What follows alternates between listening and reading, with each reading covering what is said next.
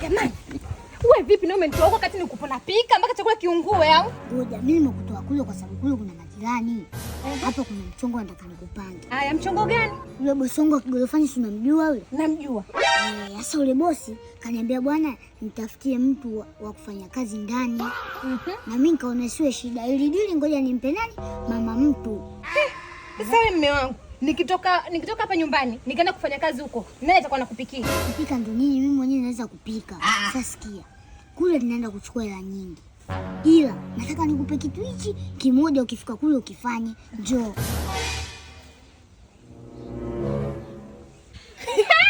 Imeisha hilo.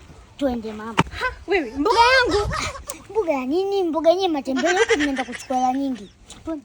Bosi bwana mfanya kazi ndio huyo hapo, ananiambia nimtafute. Kwa hiyo hapa fanya tu malize mimi niendelee na vipengele vyangu. Okay. Anaweza kazi huyo? Huyo kila kitu. Sasa kuhusu hela kwangu sio shida. Ila keshi hapa sina. Kwa unaweza kuweka kwa njia ya simu. Kwa njia ya simu. Unaweza kuweka namba yako. Hapo bosi. Fresh, umeona? Mambo mengi. Hapa bosi, asante sana. Ila ni kazi anaweza? Yaani huyo anaga mbambamba. Sasa. Sasa nice kazi ipo juu. Kwa hiyo ngoja niloki mlango hapa, tuweze kuenda sawa?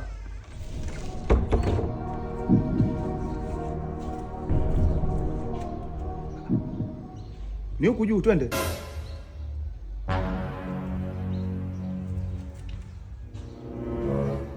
Sasa yule nimempa hela yangu ya udalali. Na huyu naye inabidi mwisho wa mwezi nimpe milioni 1. Mbona kama sielewi? Milioni 1? Kumbe unaongea? Mimi naongea. Sasa hela yangu atanilipa. Naye toka kwangu hapa.